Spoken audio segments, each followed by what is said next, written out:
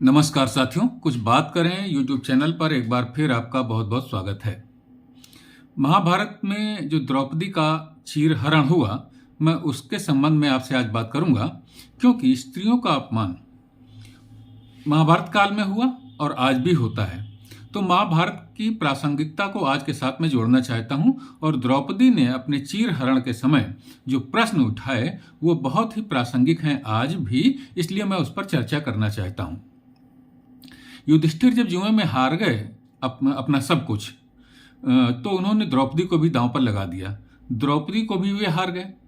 यहाँ ये बात स्मरण रखने की है कि युधिष्ठिर सबसे पहले अपनी धन संपदा को हारे, अपनी दास दासियों को हारे, इसके पश्चात वे अपने भाइयों को हारे और इसके बाद वे अपने आप को भी हार गए।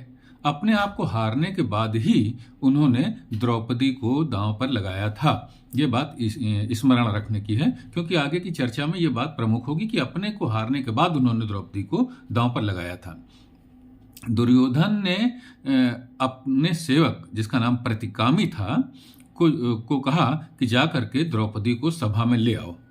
प्रतिकामी जो है वो द्रौपदी के पास गया और उसने कहा कि युधिष्ठिर आपको जुए में हार चुके हैं, अब आप धृतराष्ट्र के महल में चलें और मैं आपको वहाँ दासी का काम बताता हूँ, आपको वो काम करना है।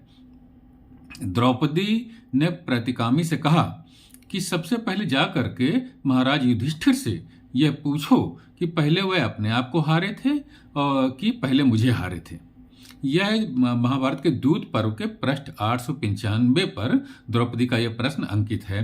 द्रौपदी ने, फिर से सुनिए कि द्रौपदी ने प्रतिकामी से कहा कि पहले जाकर के महाराज युधिष्ठिर से पूछो कि पहले वे अपने आप को हारे थे कि मुझे हारे थे। प्रतिकामी सभा में आकर के युधिष्ठिर से यही प्रश्न पूछता है कि द्रौपदी ने पूछा है कि पहले आप अपने आप को हारे थे या द्रौपदी को हारे थे। युधिष्ठिर अत्यंत दुख में थे। उन्होंने कोई उत्तर नहीं दिया। जब उन्होंने कोई उत्तर नहीं दिया तो दुर्योधन ने कहा कि द्रौपदी से कहो कि सभा में आकर के ही ये प्रश्न पूछ ले। द्रौपदी के ना आने पर फिर दुशासन को भेजा गया। वह द्रौपदी उस समय रजस्वला थी। वह दुशासन द्रौपदी को बालों से खींच करके सभा में लाया। सभा में आकर के भी द्रौपदी ने सभी सभासदों से और भीष्म आदि से, द्रोणाचार्य आदि से यही प्रश्न पूछा कि आप सब लोग क्या समझते हैं, क्या मैं धर्म के अनुसार कौरवों के द्वारा जीती गई हूँ? यहाँ ये दूसरा प्रश्न था द्रौपदी का। पहला प्रश्न ये था कि पहले युधिष्ठिर अपने आप को हारे थे जुए में कि मुझे हारे थे, और दूसरा प्रश्न ये था भीष्म आदि से कि आप पूरा जो है परिदृश्य को समझ रहे हैं, देख रहे हैं, आपकी उपस्थिति में सब कुछ हो रहा है, और बताइए कि क्या मैं धर्म के द्वारा अनुसार कौरवों के द्वारा जीती गई हूँ? साथियों, द्रौपदी के प्रश्न का उत्तर किसी ने भी नहीं दिया। न तो भीष्म और द्रोणाचार्य आदि ने दिया, जो बहुत विद्वान और नीतिज्ञ माने जाते थे, और न ही वहां सभा में उपस्थित किसी सभासद ने भी इसका उत्तर दिया। जब द्रौपदी ने अपने प्रश्न को बार बार दोहराया तो भीष्म ने क्या कहा? भीष्म ने जो कुछ भी कहा उसका अर्थ यह है कि युधिष्ठिर धर्मराज हैं। उन्होंने जो कुछ भी किया है वह धर्म के अनुकूल ही किया होगा, यानी कि अगर वो तुम्हें हारे हैं तो भी धर्म के अनुकूल ही होगा। द्यूत पर्व के पृष्ठ 907 में यह भी अंकित है कि भीष्म कहते हैं कि बलवान पुरुष, बलवान व्यक्ति जो धर्म की परिभाषा देता है उसी को लोग धर्म मान लेते हैं। यहाँ पर यह भीष्म की बात है। अब द्रौपदी का जो प्रमुख प्रश्न था वो ये था कि युधिष्ठिर पहले अपने आप को हारे हैं कि मुझे हारे हैं। तो द्रौपदी का कहना यह था कि जो व्यक्ति अपने आप को हार गया, स्वयं दास बन गया, तो दास के पास में तो कोई निजी संपदा होती नहीं है, फिर वह अपनी पत्नी को हारने का अधिकार कैसे रखता है? अपने हारने के पश्चात दास के पास कुछ नहीं रहता, तो उसके अधिकार में जब कुछ है नहीं तो वह अपनी पत्नी को कैसे हार सकता है? यह द्रौपदी का प्रश्न था।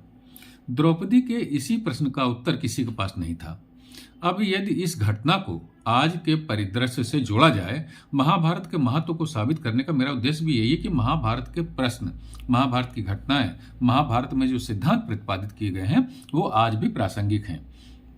तो द्रौपदी के इस प्रश्न का उत्तर किसी के पास नहीं था कि युधिष्ठिर पहले अपने आप को हारे हैं कि मुझे हारे हैं। अब इस घटना को हम आज की प्रासंगिकता से अगर जोड़ते हैं तो द्रौपदी का यह प्रश्न बहुत वाजिब है।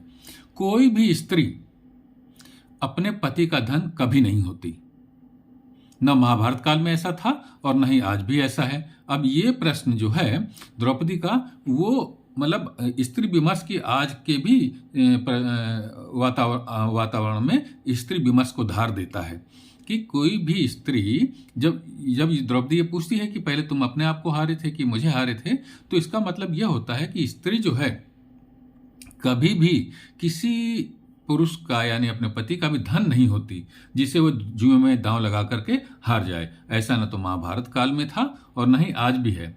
अब एक और महत्वपूर्ण बात है कि महाभारत ग्रंथ इस बात को भी सिद्ध करता है कि भीष्म और द्रोणाचार्य जैसे विद्वान और अप्रतिम योद्धा जिस सभा में हैं, उस सभा में अगर किसी स्त्री का अपमान होता है, किसी स्त्री का चीरहरण होता है, तो ये दोनों व्यक्ति भी जिम्मेदार माने जाएंगे और ये माना जाएगा कि इनके उपस्थित रहते किसी स्त्री का अपमान हुआ और चीरहरण हुआ तो उसके अपमान में और चीरहरण में ये दोनों भी शामिल हैं। और उनके इसी अपराध के कारण भगवान श्री कृष्ण ने उन दोनों को जो सजा दिलाई, उन दोनों का जो वध हुआ, वह दोनों अस्वाभाविक तरीके से मारे गए, भीष्म और द्रोणाचार्य। तो साथियों, हमें इस बात का ध्यान रखना चाहिए कि किसी भी स्त्री के अपमान में प्रत्यक्ष और अप्रत्यक्ष रूप से यदि हम शामिल होते हैं तो हमें दंड मिलना निश्चित रूप से तय है।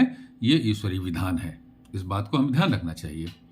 साथियों, महाभारत बहुत ही अद्भुत ग्रंथ है और हम भारतवासियों को इस बात का गर्व करना चाहिए कि हमें महाभारत जैसा ग्रंथ उपलब्ध है। ये हमारी सभ्यता और संस्कृति को प्रदर्शित करता हुआ बहुत महान ग्रंथ है। हमें इसका अध्ययन जरूर करना चाहिए और ऐसे ग्रंथों पर गर्व करना चाहिए। तो साथियों, मैंने द्रौपदी के ये प्रश्न आपके सामने रखे और भीष्म और द्रोणाचार्य जैसे विद्वान और बहादुर योद्धाओं की उपस्थिति में ऐसा होता है तो उसके परिणाम क्या होते हैं, इस पर मैंने अपने विचार आपके सामने रखे। कल किसी और मुद्दे पर आपके साथ में चर्चा करूंगा। तब तक के लिए जय हिंद, वंदे मातरम। इस चैनल को लाइक कीजिए, सब्सक्राइब कीजिए और अपनी टिप्पणियों से मुझे अवगत कराते रहिए। नमस्कार।